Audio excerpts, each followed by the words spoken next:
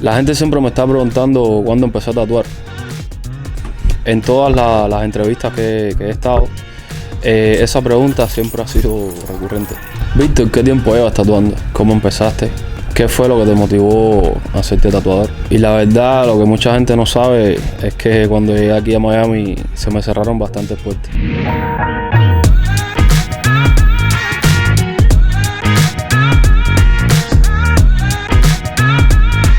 Comencé a tatuar en el servicio militar, cuando comencé el servicio militar, por ayuda de muchos amigos que me embullaron, ya que estudié en la Escuela de Arte, de Matanzas, Roberto Diao Querol, y comencé a estudiar en el 2004 hasta el 2008. A partir de ahí coqueteé un poco con el tatuaje. Directamente fue un poco difícil porque era una técnica que no conocía, y en Cuba es muy difícil, por lo menos en aquel tiempo, eran en los inicios míos, hace unos 10 años, conseguir todos los materiales. Son muchas cosas las que se necesitan y no había la suficiente información para hacer un buen trabajo. Entonces, nada, a partir de ahí comencé, hice muchas cosas. Me fue un poco difícil porque viniendo de una escuela de arte donde se tienen otros conceptos, otra visualización sobre el arte, mucha gente no tenía esto como una manifestación más. Entonces los mismos amigos míos se burlaban y me decían que era una locura, cómo iba a estar tatuando, que me dedicara más a pintar o a la instalación, el arte contemporáneo, que lo seguí haciendo y me gustó mucho, me encanta. Pero me arriesgué y simplemente creo que me ha salido bien la jugada, porque nunca me he sentido tan representado y tan identificado con mi trabajo y con mi arte como con el tatuaje.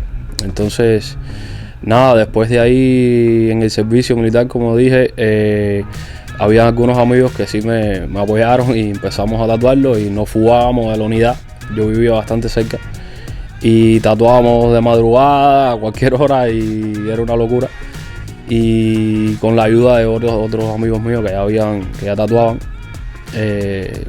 fue más o menos el inicio del camino que espero que sea muy, muy duradero.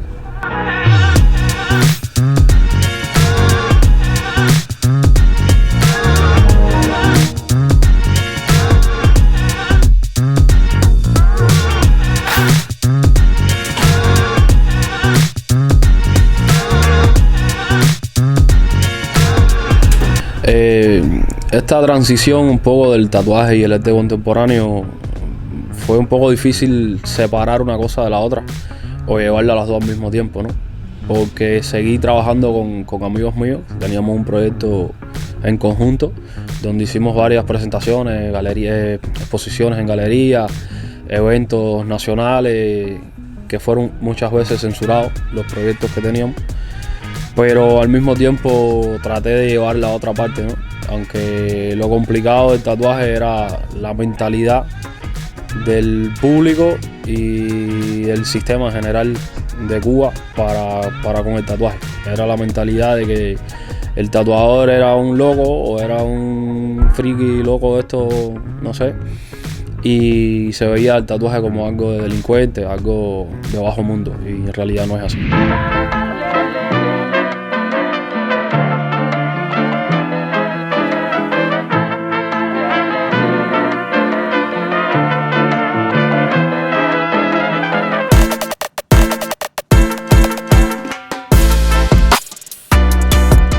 Nosotros hacíamos, dentro de los proyectos que teníamos en la escuela de arte, y después de eso hicimos varios proyectos interesantes donde fueron bastante censurados, y eso un poco molesta.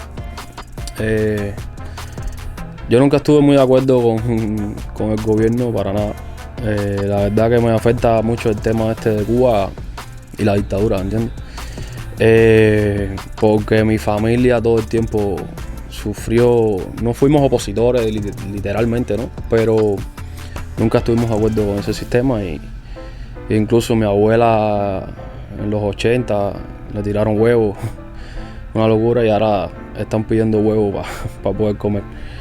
Pero eso fue uno de las cosas más difíciles para mí, yo creo, con el tema de Cuba, la política y el gobierno, ¿entiendes? Que no te dejan desarrollar como tu arte en realidad, como persona, como artista. Y eso se está viendo ahora mismo en toda la sociedad, una sociedad bastante demacrada, con una historia bastante triste, y espero que algún día cambie eso lo más antes posible y yo apoyar con respecto a ese tema.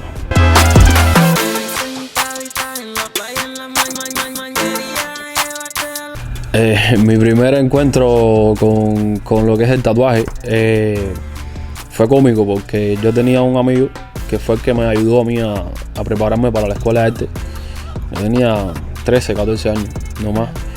Y todos los días llegaba a la escuela e iba para su casa. Él hacía tatuajes, pero con muletas, el estilo súper tradicional. Y ahí fue mi primer encuentro con eso, me empezó a gustar un poco.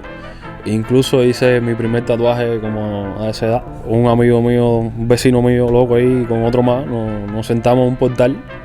Él creó una máquina inventada con un lapicero, el casquillo de un bolígrafo y una bocina, un motorcito de radio, de grabadora, y con una aguja de coser, eso era un desastre. Entonces le hice un tatuaje que creo que era un sol con una luna, algo típico sí que se hacía en esa época.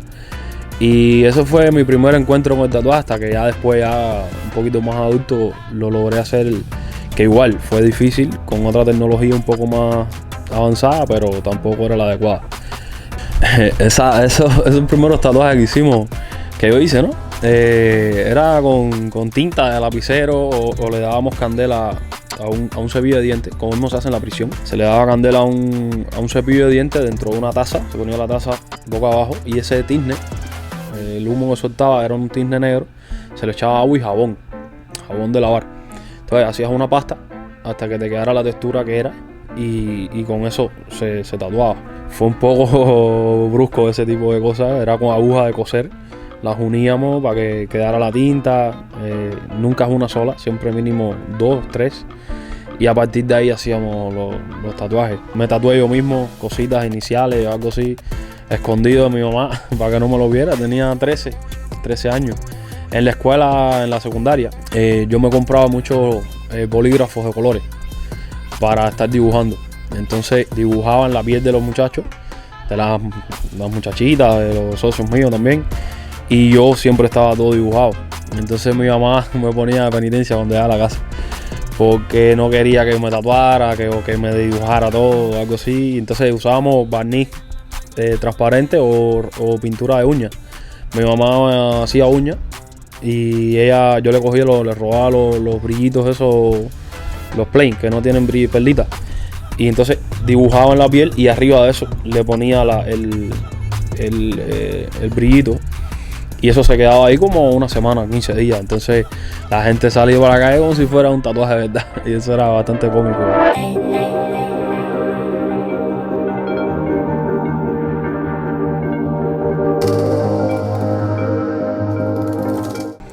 Ganamos una vez un proyecto siendo estudiante todavía. Un proyecto que se llamó Cosméticos, que era pintar una casa en el casco histórico. Lo hicimos en Matanzas, que la fachada de estas casas antiguas que hay en Cuba, sabes que pintan cuando hay una visita, viene alguien importante, pintan por donde van a pasar el tipo importante, y al final todo es una destrucción, ¿me entiendes? Por dentro. Entonces cogimos una casa que estaba la fachada pero toda destruida, y por dentro era un basurero, literalmente un basurero. Entonces la pintamos de un color bien chillón, un rosado bien chillón, por eso la obra se llama Cosméticos. Era una especie de decoración ahí plástica, y pintamos todo lo que era la fachada, hasta la acera, la calle, hierbas que crecen en las paredes, cosas así. Y con eso ganamos ese proyecto, ese evento, un evento provincial en ese momento. Ese evento tenía que ir a un evento nacional que era muy importante, y el gobierno, por supuesto, no nos dejó hacerlo. Eusebio Leal. Teníamos que hacerlo en La Habana Vieja, y no dejó de hacerlo. Es decir, otra censura más, que todo eso fue acondicionando al final que decidiera venir para acá. Y me cansé de todo eso.